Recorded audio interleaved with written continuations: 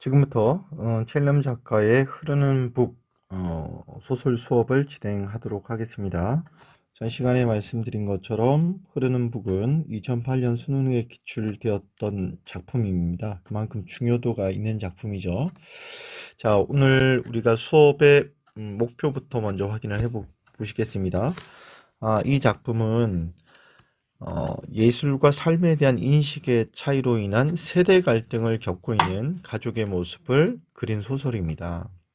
따라서 여러분들은 오늘 수업을 통해서 세 가지를 파악을 해야 하겠습니다. 첫 번째, 갈등 양상과 그 원인을 파악할 수 있어야 되고, 두 번째는 타인의 가치관을 이해하고 삶의 다양성을 존중하는 태도를 기를 수 있어야 합니다. 즉, 이 갈등의 결국 원인이라는 것은 각 등장인물의 어떤 가치관의 차이에 있다라는 거겠죠. 가치관의 차이에 따라 갈등이 발생되고 있습니다.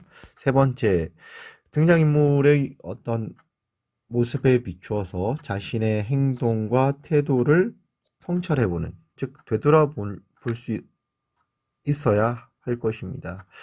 여러분들이 할아버지와 아버지 사이에 어떤 세대 갈등이 있을 때 나는 중간에서 어떻게 대응을 해야 할 것인가, 이런 것들을 한번 성규의 그 대응 태도와 비교해서 나는 어떠했는지를 되돌아보는 그런 시간이 되길 바라겠습니다.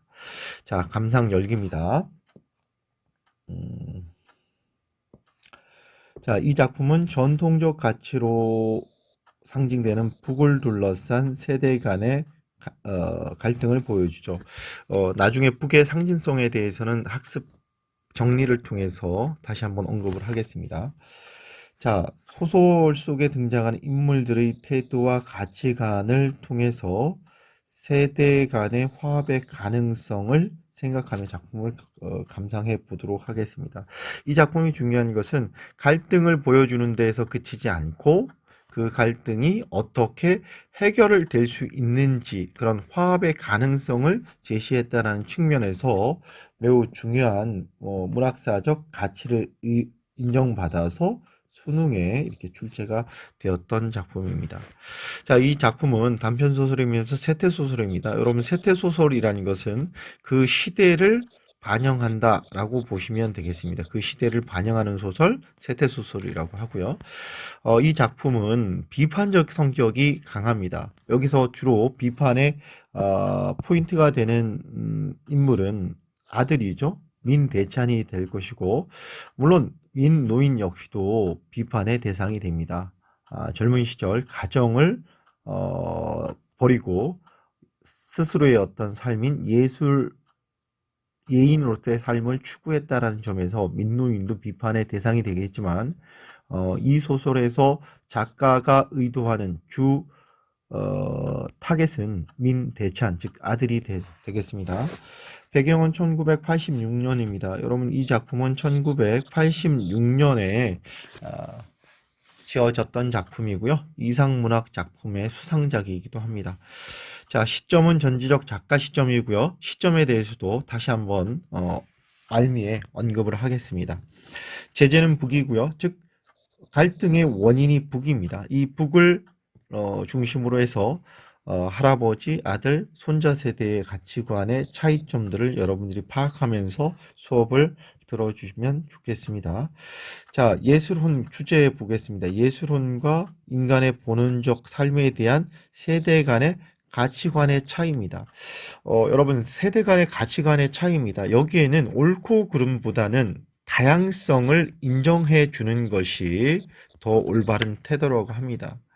당신의 가치관이 틀렸고 나의 가치관이 옳았다라는 태도보다는 똑같은 현상이나 대상에 대해서 이렇게 다르게 생각할 수 있구나 라는 그 차이점을 인정하는, 그런 다양성을 존중하는 그런 태도가 바람직한 태도가 될 것이고요.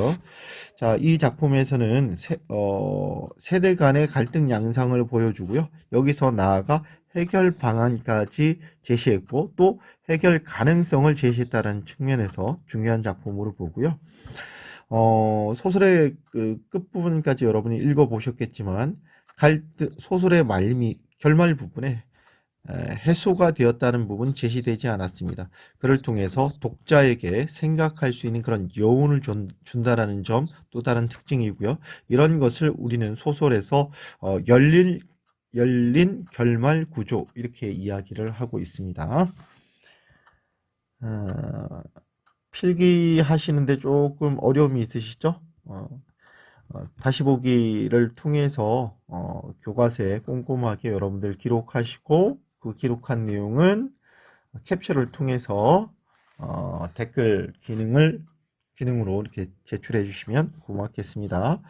자, 등장 인물들을 한번 보시겠습니다. 자, 서 있는 배치 구도가 굉장히 다르죠. 여러분, 이 부모 세대와 이 민노인은 서로가 대립과 갈등 관계를 이루고 있고요. 그 다음에 이 민성규와 부모 세대도 대립과 갈등 관계입니다. 단 민노인과 이 성규의 관계는 이해하고 공감의 관계에 있다라고 보면 되겠습니다. 즉 화면 구도에서도 보겠지만 민성규는 매우 중립적인 위치입니다. 매우 중립적인 위치에서 두 세대 간의 갈등을 이렇게 화합과 이해로 이끌려고 노력하는 매우 바람직한 긍정적인 어떤 대응 방식을 보여주는 인물이라고 할 수 있겠습니다. 여러분들이 오늘 소설 수업에서 가장 중점적으로 보아야 할 인물은 민성규입니다. 나는 과연 민성규와 비교했을 때 어떤 점에서 같고 다름이 있는지 이것을 중심에 염두에 두고 소설을 바라보기 바랍니다. 자, 여러분 앞부분 줄거리죠.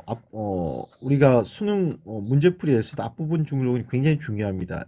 제일 먼저 앞부분 줄거리를 통해서 우리가 인물의 속성을 파악할 수가 있겠죠. 그렇죠? 여기 민노인 어떤 삶을 살았습니까? 평생 풍을 치며 방랑했다라고 되어 있고요. 민대찬 어떻게 되어 있습니까?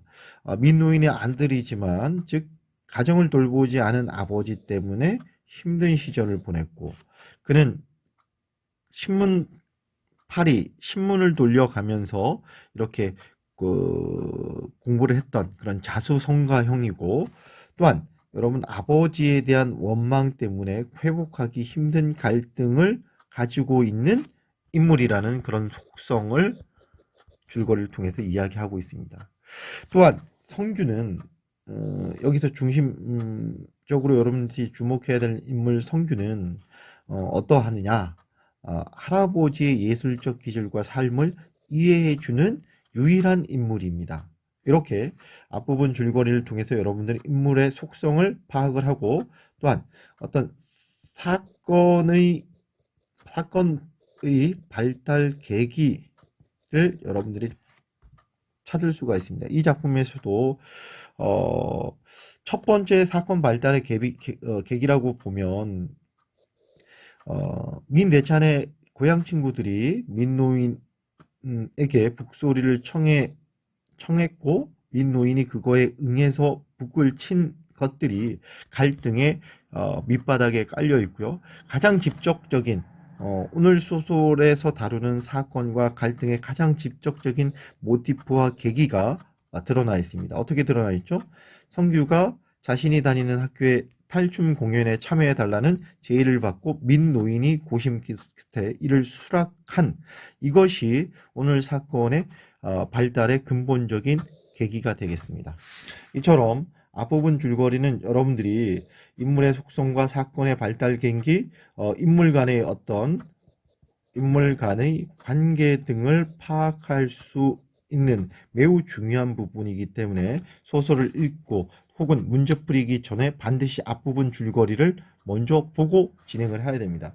그러면 문제 풀이에서 여러분들이 또 한 가지 더 주목해야 될 부분이 있죠. 뭡니까? 바로 보기죠, 보기.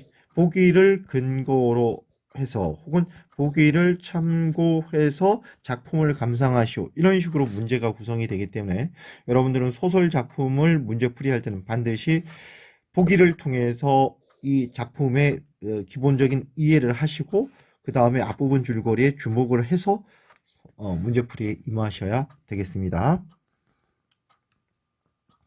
자, 교과서에서는 이 소설의 절정 부분이 있습니다. 여러분, 이 앞부분은 이렇게 되죠.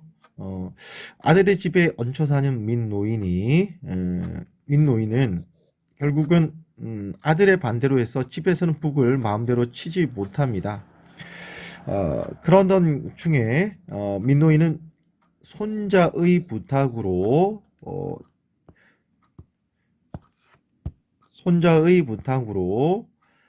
대학에서 공연에 참가를 하게 되죠. 자, 그 공연에 참가한 사실을 성규의 친구의 어머니를 통해서 성규 어머니가 알게 됩니다. 자, 그래서 민노인은 탈춤 공연 과정에서 자존감을 회복을 하고요. 그 다음에 자신의 가치가 인정받는 아주 그런 좋은 경험을 하고 있죠. 상대적으로 지금 민노인은 가정 내에서는 북을 치는 행위 자체가 금기시되어 있죠. 금기. 그리고 이 북 때문에 가정을 돌보지 못했다라는 그런 비난을 함께 갖고 있습니다. 그러다 보니 죄의식도 많이 가지고 있겠죠. 그런 민노인이 탈춤 공연에서는 다른 모습으로 보이게 됩니다. 자신감이 있고 자신의 가치가 인정을 받는 이런 상반된 상황이 펼쳐지고 있겠죠. 자, 절정부터 이제 들어가겠습니다. 그날 밤입니다. 그날 밤은 공연이 끝난 그날 밤이 되겠죠. 민노인은 아주 깊은 잠을 잡니다. 깊은 잠을 자는 이유는 세 가지 정도 볼 수가 있겠죠. 첫 번째, 뭐 2시간, 3시간짜리 장기 공연을 참여했다라는 거로 인한 육체적 피로감. 두 번째는 공연이 끝난 뒤에 과음, 음주를 했던 부분도 있고요. 세 번째, 가장 중요한 원인이겠죠. 왜 깊은 잠을 잤다라고 했을까요? 오래간만에 돌아온 자기 몫을 제대로 해냈다라는 어떤 자존감, 자신의 가치가 인정받았다라는 그런 점에서 민노인은 편안한 잠을 잘 수가 있었습니다. 여기서 깊은 잠은 편안한 잠 이렇게 볼 수가 있겠죠. 왜냐하면 이 집에서 그는 결국 늙고 병들어서 아들에게 의탁하는 가운데에서 매우 뭐 여러분들이 알겠지만 눈칫밥을 먹는 그런 존재이다 보니 잠자리가 편한 날이 없었겠죠. 하지만 정말 오래간만에 자신의 어떤 존재의 가치가 인정받는 그런 공연에 참여함으로써 깊은 편안한 잠을 잘 수 있었다. 이렇게 여러분들 이해하시면 되겠습니다. 자, 외출해서 돌아온 며느리가 민노인의 방문을 열고 이야기를 합니다. 물론 노크도 없었고 굉장히 무례하죠. 결국은 이 집안 내에서 민노인의 어떤 그 위치가 어떻다라는 것은 여러분들이 짐작이 되겠죠. 시아버지로서의 어떤 권위라든지 존중이라든지 이런 것들을 받지 못하죠. 그 이유는 여러분들은 아실 겁니다. 왜냐? 가정을 돌보지 못했던 그런 원죄가 있는 겁니다. 그러다 보니 아들과 며느리에게서 이 민노인은 매우 부정적 그런 인물이 되겠죠. 자, 여러분 보시면 아버님 어저께 성교학교에 가셨어요 라고 이야기하는데 그 말씨가 예사 말씨와 다르고 매우 굳어있는 표정입니다. 결국은 여기에는 뭐 어떤 표현이 들어가 있겠습니까? 화, 짜증 뭐 이런 것들이 이제 깔려 있겠죠. 우리가 인물 제시 방법이 두 가지가 있어요. 하나는 직접 제시 방법이 있고 하나는 간접 제시 방법이 있겠죠. 자, 지금 여기에 있는 이 며느리의 어떤 심리나 태도를 드러내기 위해서는 지금 여기 보면 어떤 그 인물의 행위를 갖다가 묘사하고 있죠. 이런 묘사를 통해서 대화나 행위를 묘사를 통해서 그 인물이 어떻다 라는 걸 드러내는 방법이 간접 제시입니다. 지금 이 부분은 간접 제시가 되겠죠. 반대로 직접 제시는 어떤 것이 되겠습니까? 직접 제시 방법. 직접 제시는 인물의 됨됨이와 성격, 심리를 갖다가 직접 말로 서술해 주는 겁니다. 지금 화가 많이 났고 짜증이 많이 났고 열이 받았다. 이렇게 구체적으로 이야기해 주는 것은 인물의 직접 제시 방법이라고 하겠죠. 자, 다음 페이지 보시겠습니다.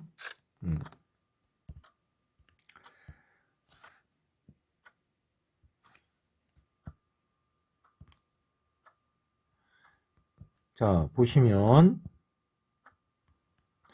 자, 금방 민노인은 이 며느리의 대답에 방금 대답을 못하고 매우 이렇게 엉거주춤한 자세로 있습니다. 왜 그랬을까요? 왜냐하면 이 집안에서는 북치는 행위 자체가 금기가 되어 있는데 이것을 어겼고 또 그것을 갖다가 이렇게 어떻게 알고 본인에게 이렇게 체근하는 이런 어떤 상황에서 매우 당황스럽죠. 여러분들이 PC방 가지 않았는데 않았다라고 부모님께 말씀을 했는데 부모님이 그 사실을 누군가에게 듣고 와서 너 PC방 갔지 이렇게 이야기했을 때 우리 매우 당황스러운 상황하고 유사하다라고 보겠습니다.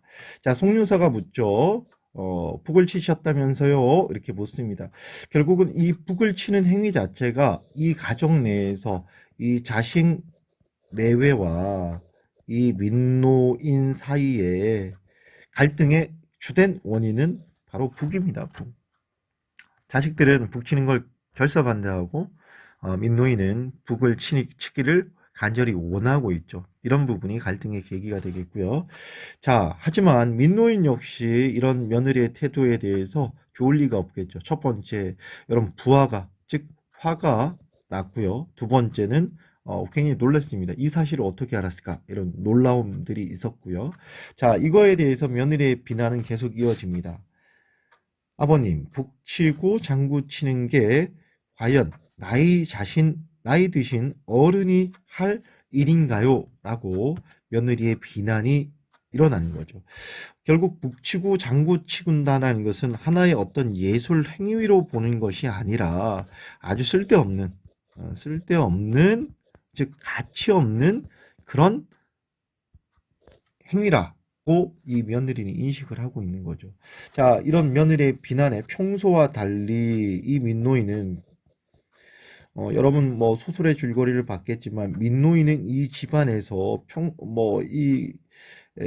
자신의 어떤 의지 이런 것들을 표현하지 못하고 심지어 뭐 아들의 친구가 오면 그 자식에게 어떤 체면에 누가 될까봐 바깥으로 이렇게 그 전전해야 하는 그런 존재였기 때문에 뭐 자신의 어떤 의사라든지 이런 생각들을 적극적으로 표현을 하지 못했어요. 근데 이런 며느리의 직접적 비난이라는 것은 바로 이 부분에 북치고 장구치는 것을 본인은 매우 소중한 가치로 보고 있는데 며느리는 이런 쓸데없고 가치 없는 행위라고 한 것뿐만 아니라 어떤 시아버지로서 뭐 시부모에 대한 어떤 무례죠. 이런 무례한 행위 때문에 화가 나서 얘기합니다. 하면 어때서 이렇게 적극적으로 적극적인 응수를 합니다. 자, 어떻게 자신의 어떤 입장을 변론을 하냐면 이거는 내가 원하는 게 아니라 손자가 나한테 요청을 한 거다. 그리고 나는 원래 그런 사람 아니냐? 그런 사람 어떤 사람입니까? 북을 연주하는 그런 사람이다. 즉, 여러분 북을 연주하는 사람을 갖다가 뭐라고 합니까? 판소리에서 고수죠. 즉, 민노인의 과거 직업은 고수였습니다. 자, 이번에도 내가 니들 체면을 깎았냐? 결국 이 며느리가 결국은 시아버지한테 이렇게 화를 내는 이유는 아들 친구 엄마로부터 자, 너희 시아버지 거기 와서 북치고 장구치고 애들하고 이렇게 나이값 못하고 어울려 놀더라 라는 어떤 비난이었죠. 결국 시아버지 때문에 체면을 깎였다 라는 어떤 입장에서 며느리가 이렇게 화가 난 거겠고요. 자, 아시니 다행이시네요. 이렇게 대답을 하고 속녀사는 나갑니다. 자, 여기서 끝나지 않죠. 퇴근한 남편을 붙들고 바깥에서 민노인이 가면극에 출연을 했더라 라는 말을 갖다가 이야기하고요. 또한 그렇게 멋있는 시아버지를 참 좋겠다며 빈정거리더라 라는 말을 하게 됩니다. 자, 그런데 여기서 한번 보세요. 아들, 즉 민대차는 여러분 뭐 소설의 그 전체 줄거리를 보면 노골적으로 아버지에게 어떤 부정적 감정을 갖다가 표출을 합니다. 표출을 하죠. 근데 이 부정적 감정을 표출을 할 때 어떨 때 합니까? 예, 술의 힘을 빌어서 이야기합니다. 결국은 아버지가 못마땅하지만 그 밑바닥엔 아버지에 대한 뭐가 있겠습니까? 어떤 애정, 뭐 이런 것들이 있는 거죠. 그러다 보니 며느리가, 즉 아내가 아버지를 비난하는 행위를 했을 때 본인까지 나서서 하지는 않았죠. 그래서 이 아들은 민노인에겐 아무런 내색을 하지 않았습니다. 그래서 민대차는 이 아버지에 대한 양쪽의 감정, 이게 양가 감정이라고 우리가 이야기하죠.를 가지고 있어요. 하나는 어떤 겁니까? 하나는 아버지에 대한 그런 애정도 있어요. 또 하나는 아버지에 대한 무엇도 있어요? 그런 분노의 감정들 같이 가지고 있는 거죠. 자, 다시 그렇게 해서 아버지에게는 아무 말을 하지 않았고요. 오히려 여러분 성규에게 여러분 그 비난의 화살이 돌아가고 있습니다. 너더러 누가 그런 짓 하라고 했니? 자, 여기서 말하는 그런 짓은 어떤 겁니까? 할아버지를 공연에 참여시킨 거죠. 할아버지를 공연에 참여시킨 짓, 이거 왜 했냐? 이렇게 비난을 합니다. 자, 그의 얼굴에는 노기, 즉 화가 가득했고요. 호령, 목소리 톤이 엄청 하이톤이란 이야기겠죠. 자, 이런 분위기만 봐도 자, 영규는 일단은 영문을 모르겠죠. 왜 아버지가 이렇게 화가 내는지. 자, 그러니까 여기 어머니가 얘기합니다. 잘하는 짓이다. 여러분, 여기서 잘하는 짓이다. 잘하는 이는 반어적 표현이 되겠죠? 정말 잘해서가 아니라 너 왜 이렇게 쓸데없는 일을 했니? 라는 비난의 어조입니다. 자, 그래. 그 할아버지를 이렇게 춤판에 이렇게 왜 동참을 시켰느냐, 동참시켜서 왜 그렇게 연주를 하게 했느냐, 이걸 비난을 하고 있는 거죠. 자, 이에 대해서 성규는 어떻게 반응하느냐, 가볍게 반응합니다. 난 또 뭐라고 하는 식의 가벼운 대응이 성규의 안면에서 퍼지면서 입으로 웃음이 날려왔습니다. 자, 이러니까 아버지가 그런 모습을 보고 너 날 놀리는 거니? 라고 이야기합니다. 지금 이제 아버지와 성규 사이에 부자 간의 갈등이 시작이 되는데 아버지 음성에는 분명히 분에 떠는 사람에게 일어나는 그런 어떤 표정과 그런 목소리가 반영이 되고 있겠죠.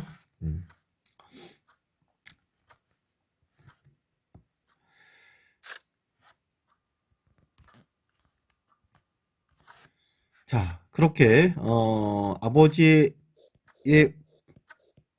이 분노에 대해서 성규 역시 고분고분하지 않죠. 정색을 합니다. 그리고 눈빛에 그런 것이 다 드러나죠.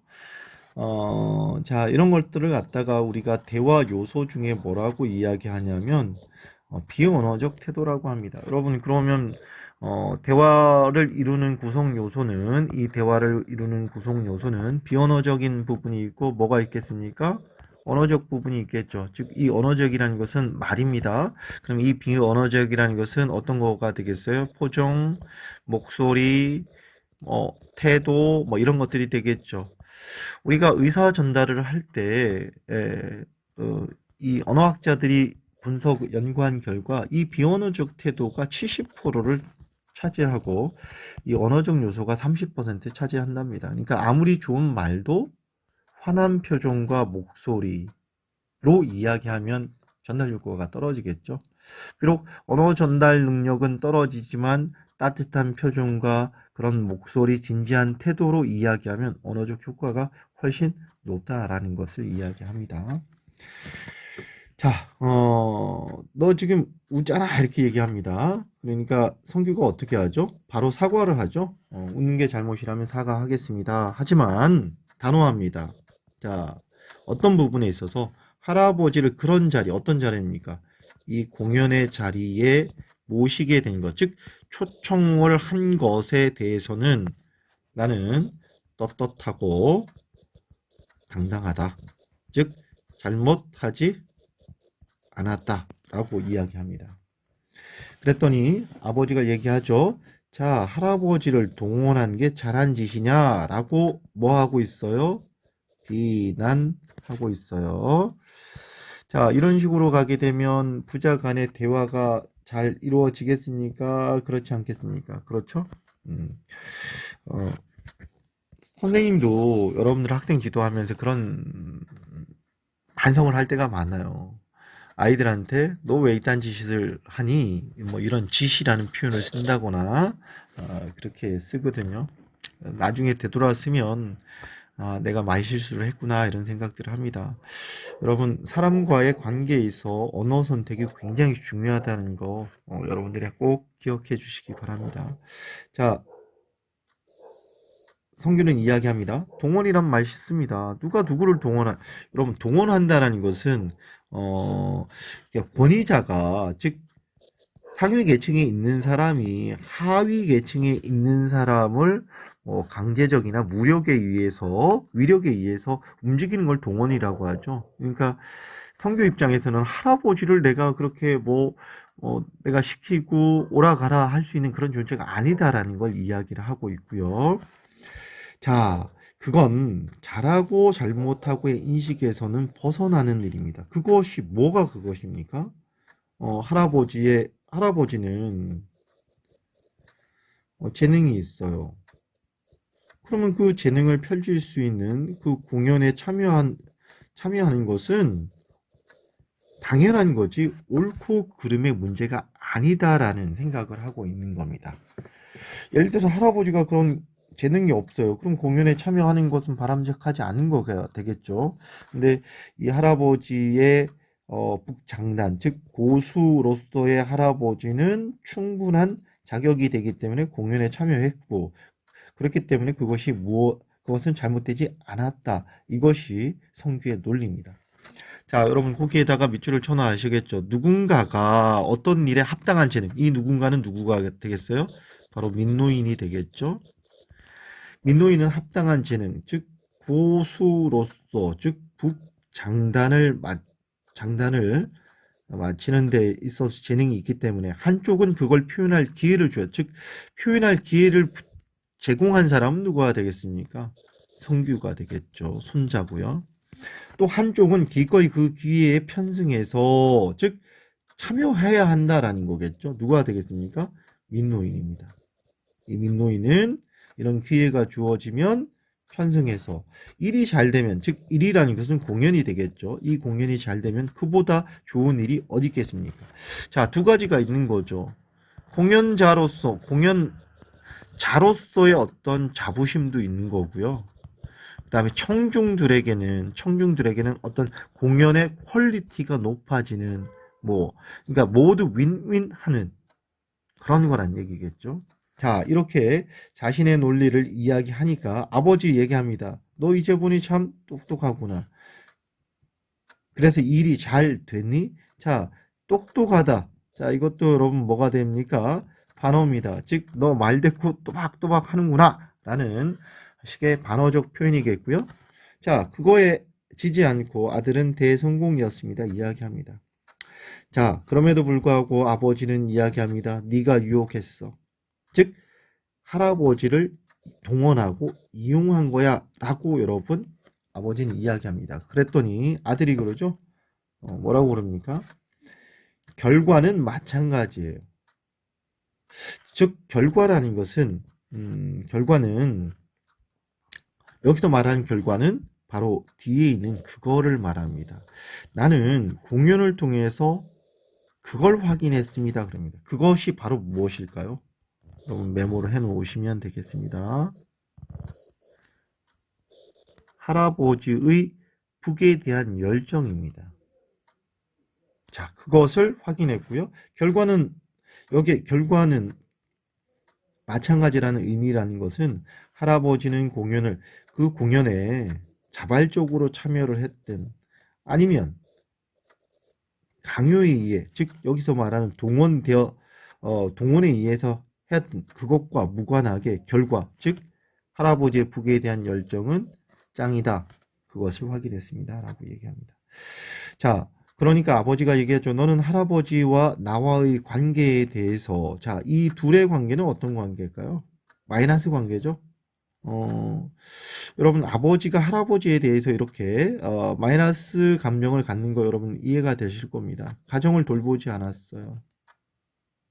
그리고 자신이 좋아하는 일을 하다가 늙고 병들고 갈 곳이 없습니다. 자, 그랬을 때 아들을 찾아온 자, 그런 아버지를 맞이하는 이 자식의 입장 결코 이렇게 호의적일 수 없겠죠. 특히 내가 취하고 있는 입장에 대단히 불만이지. 자, 내가 취하고 있는 입장 어떤 겁니까?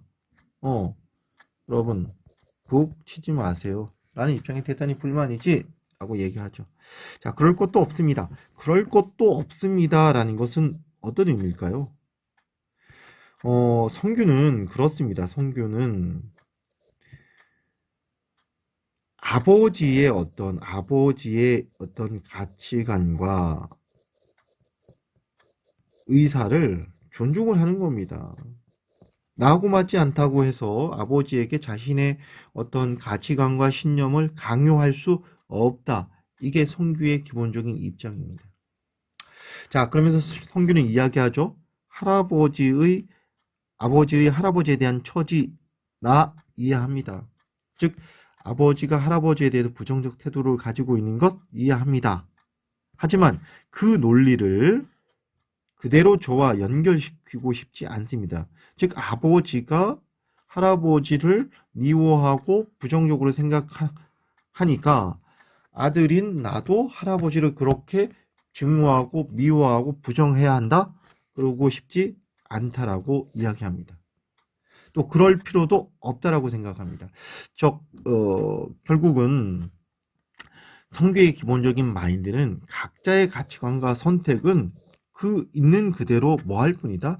존중받아야 된다. 이렇게 생각을 하고 다만 그것을 타인에게 뭐 하면 안 된다? 강요해서는 안 된다. 결국 상대방에 대한 긍정과 부정의 태도는 결국 누구의 본인의 선택의 자유가 주어져야 한다라는 것을 성경은 이야기하고 있습니다. 자, 아버지 기특하구나 그럽니다. 자, 역시 반어법입니다. 이 둘의 대화가 지금 어떻게 진행이 되고 있죠?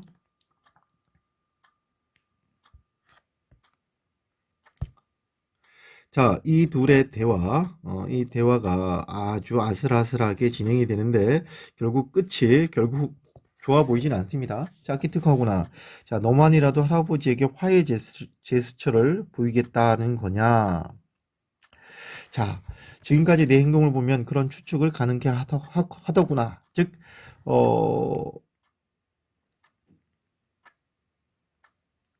아버지는 성규, 아들의 태도에 매우 불만을 치고 있는 겁니다. 즉, 아들이 할아버지하고 친하게 이렇게 지내는 것, 특히 북이라는 매개체를 가지고 서로 공감하는 이런 태도에 대해서 매우 불만적인 태도를 보이고 있는 거죠. 자, 그러니까 또 성규가 이야기합니다. 자, 할아버지와의 갈등이 있다면 그건 아버지의 몫이지 저하고는 뭐하다? 상관이 없습니다. 오히려 전세대끼리의 갈등, 즉 전세대끼리니까 누구하고 누구예요? 할아버지하고 아버지 사이의 갈등이 다음 세대 누굽니까? 성규 세대입니다. 나 세대에서 쾌적한 만남으로 가면 좋지 않겠느냐. 즉, 여러분 이 작품에서 의 주제의식이 드러나는 부분이 이 장면입니다. 여러분 이 작품이 중요한 이유는 세대 간의 갈등을 부각을 시키고 그 갈등이 어떻게 해결될 수 있는지 그 가능성을 제시했다라는 것이 이 작품이 가지고 있는 문학사적 의의입니다. 자, 여러분 이 작품의 제목 흐르는 북이죠. 자, 이때 흐르는 북을 보시면 이 북이라는 것은 할아버지의 어떤 예술혼을 이야기하는 겁니다. 그런 예술혼이 단절되지 않고 흐른다라는 것은 결국은 어떻다라는 거예요? 연결되고 있다라는 것을 이렇게 해석이 가능하기도 하고, 또는 이 전세대의 갈등이라는 것이 결국은 화해와 소통으로 이어진다라는 그런 제목의 상징성으로 연결된다는 점 여러분들 또 기억해 주시기 바랍니다.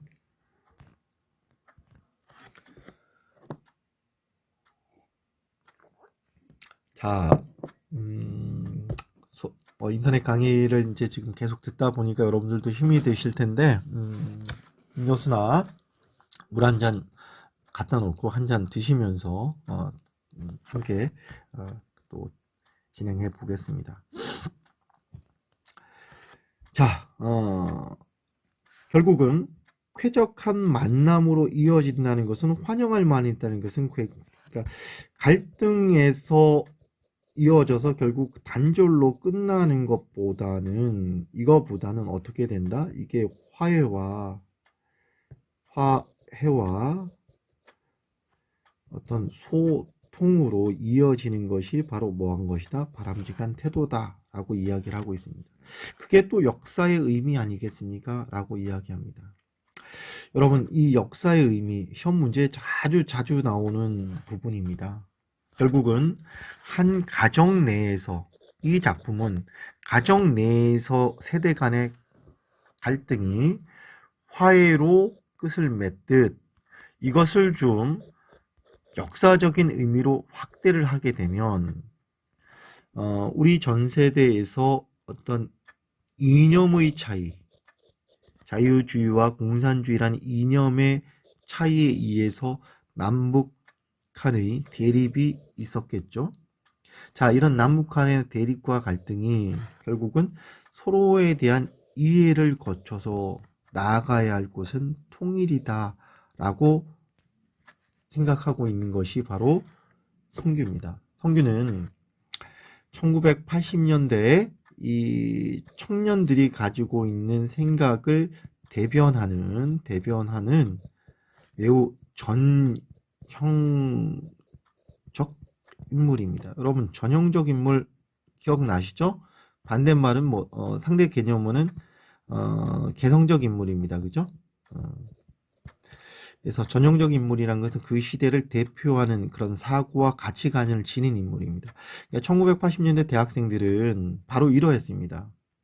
그러니까 이 남북한의 어떤 이념의 대립과 갈등 이것을 넘어서 이제는 서로의 입장을 이해해서 통일로 지향해야 하지 않느냐 이런 것들이 그 당대의 생각이었습니다. 그래서 여러분 이 작품을 갖다가 세태소설이라고 이야기했던 거 기억나시죠? 이런 시대적인 상황을 반영한 소설이다 이렇게 보면 되겠습니다. 그러니까 성규는 이런 가정 내 갈등을 확장시켜서 우리 남북한의 미래까지 확장을 시킨 그런 인물이 되겠죠. 자, 그랬더니 아버지 얘기합니다. 뭐 나를 훈계하는 거냐? 라는 그런 매우 권위적인 태도를 보입니다. 자, 그러면서 여러분 이 권위적인 태도가 어, 아주 극명하게 드러나기를 성규의 볼따기를 때리는 따귀를 빼르고요. 자, 그 옆에 있던 어머니 함께 거들이죠. 쇳소리가 납니다. 어머니의 목소리. 자, 이 목소리에 뭐 화가 담겨져 있는 거죠. 또박또박 말대답하는 것 좀 봐. 여러분, 뭔가 이게 이 장면 오마주가 되는 친구들도 있을 거예요. 아버지 어머니하고의 여러분 사이에 삼각 갈등이 이렇게 오마주 되는 친구들 있을 텐데 저도 이렇게 매우 이렇게 재밌게 보고 있습니다. 선생님도 자녀하고 이런 대화 장면이 연출된 적이 있었거든요. 자, 그러니까 성규가 이야기합니다. 아버지 마음을 모르는 것 아닙니다. 여러분, 지금 이 대화의 태도를 보면, 이 대화의 태도를 보시면, 누가 더 성숙해 보이죠? 아들이, 성규가 굉장히 성숙한 태도를 보이고, 자, 아버지는, 그 아버지라는 권위에 기대서 매우 미성숙한 그런 모습을 보고 있다라는 거 알 수 있을 겁니다. 우리가 살아가면서 많은 갈등 상황이 있어요. 그런 갈등 상황 속에서 여러분들이 무엇을 빼면, 그렇죠. 감정을 빼고 대화를 하게 되면 그 대화로 쉽게 풀릴 수 있어요. 그런데 지금 여기서 아버지나 어머니는 감정을 개입해서 하기 때문에 대화가 이렇게 어긋날 수밖에 없다라는 점 여러분 기억을 하시면 되겠습니다. 자, 성규는 이야기합니다. 아버지의 마음을 저는 이해하고 있습니다. 하지만 아버지의 생각 속으로만 저를 챙겨 넣으려 하지, 즉 아버지의 생각을 그런 가치관을 나에게 뭐 하지 마라, 강요하지 마라, 이런 얘기입니다. 자, 이것은 자율성을 해치는, 나의 자율성을 해치는 행위이기 때문에 하지 마십시오 라고 이렇게 이야기를 하고 있습니다. 자, 그랬더니 아버지가 얘기합니다. 너는 내 속을 어떻게 알아? 라고 이렇게 또 아버지 단정적인 표현을 씁니다. 뭐, 너가 아는 게 뭐가 있냐? 뭐 이런 얘기겠죠. 이 단정적이고 편견적인 태도가 있어요. 그랬더니 성규 또 이야기하면 그런 말씀이 어떤 말입니까? 이런 얘기죠. 나를 어린애 취급하고 나는 아무것도 모르는 어린애고 당신이 옳다라는 그런 말씀 이제 그만 좀 하세요. 자, 뭐 너는 아직 모른다.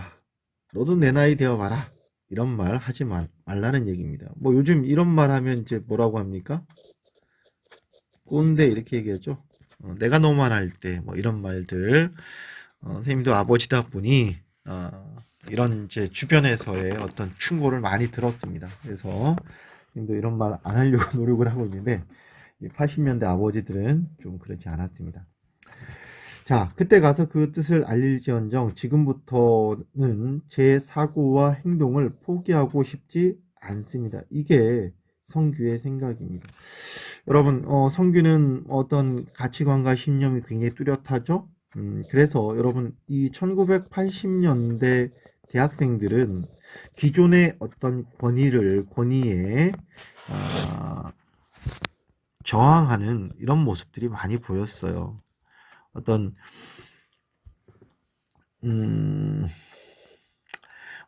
국가 공권력의 어떤 인권 침해라든지 노동권 침해 뭐 이런 어떤 부분에 대해서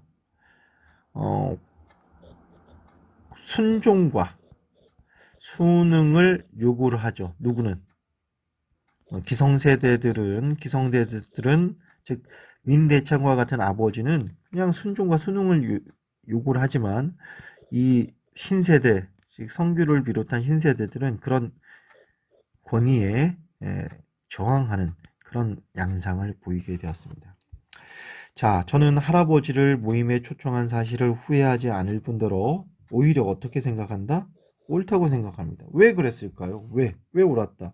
재능이 있는 사람에게 그 재능을 펼칠 수 있는 공연의 기회를 부여를 하는 것은 너무나 마땅하다. 또한 그런 공연을 통해서 총중까지 어떻게 된다? 만족도가 높아지기 때문에 성규는 자신의 행위에 대해서 옳았다고 생각을 합니다. 할아버지가 아버지가 자 여러분 그리고 요 대목 굉장히 중요하게 좀 집중을 하셔야 될 부분 같아요. 아버지가 할아버지를 심리적으로 격리시키려 했습니다. 자, 심리적으로 격리시킨다. 이건 어떤 태도일까요? 마이너스 태도죠. 뭐 예를 들면 집안에 손님이 오면 아버지를 바깥으로 내보내는 이런 것들, 아버지와 말을 섞지 않는 부분들, 아버지를 바라볼 때 차가운 목소리와 눈빛으로 대하는 것들, 이런 것들이 심리적인 격리입니다. 자, 아버지는 할아버지께 이런 심리적 격리 왜 표현합니까? 이건 어린 시절에 어떤 자신을 버렸다라는 거에 대한 어떤 분노, 이런 표현이겠죠. 또한 아버지는 할아버지를 이렇게 미워하기만 한 것이 아닙니다. 한편으로는 이해하려는 모습도 보이죠. 이해하는 모습은 플러스입니다. 그러니까 아버지의 어떤 내면에는 이런 마이너스적 태도와 플러스 태도가 뭐합니까? 상충, 즉 충돌을 일으키는 그런 모순 관계에 있는 거죠. 아버지를 미워하면서도 아버지를 사랑할 수밖에 없는 이런 모순. 자, 여러분들도 이런 감정들 가지고 있을 것 같아요. 자, 노상, 이기적 현실의 집착이, 자, 이 노상, 이기적인 현실의 집착은 마이너스 태도가 되겠죠? 이 마이너스 태도가 무엇을 누립니까? 플러스, 앞에 있는 이해하려는 모습을 누른다. 자, 이런 것들이 어쩔 수 없는 누구다? 평범한 생활인이다. 우리 보통 사람들은 아버지와 같은 어떤 생각을 하고 있다라는 겁니다. 여러분들도 입장 바꿔 생각, 즉 민대찬, 즉 아버지 입장에서 생각을 해보면 할아버지를 미워하면서도 또 한편으로는 아버지로서의 어떤 그런 애정, 이 양가 감정이 있는 것 어쩔 수 없다라는 거죠. 그런 가운데 결국은 아버지를 사랑하면서도 겉으로는 뭐하는 이렇게 냉랭하게 대하는 이런 모습들이 결국 생활인의 모습이다라는 것까지 나는 알고 있습니다. 즉, 이 장면에서 민대차는 민성규는 아버지의 모습을 뭐하고 있다? 이해하고 있다라는 것을 이야기하고 있고요. 자, 그러나 역설적이고 건방지게 들릴진 모르겠지만 제 나이는 또 할아버지 세대를 이해합니다 라고 이야기합니다. 자, 북으로 상징되는 할아버지의 삶, 즉 할아버지의 삶은 뭐였어요? 예인으로서의 삶이죠. 우리가 흔히 말하는 연예인, 뭐 이런 공연 예술가죠, 그렇죠? 공연 예술가, 우리가 고수라고 합니다. 이런 삶을 놓고 아버지와 제가 감정적으로 갈라서는 걸 비극의 차원에서 파악할 것이 아니라고 봅니다. 할아버지가 광대기질 철저히 해서 가족을 버린 건 비난받아야 할 일입니다. 하지만 예술의 이름으로는 용서받을 수 있습니다. 자, 이 파트를 통해서 성규는 할아버지의 삶을 뭐하고 있다? 이해하고 있습니다. 결국은 성규는 두 세대 모두의 갈등을 이해하고 그래서 이렇게 나아가자라고 방향성을 제시하는 매우 긍정적인 인물이 되겠습니다.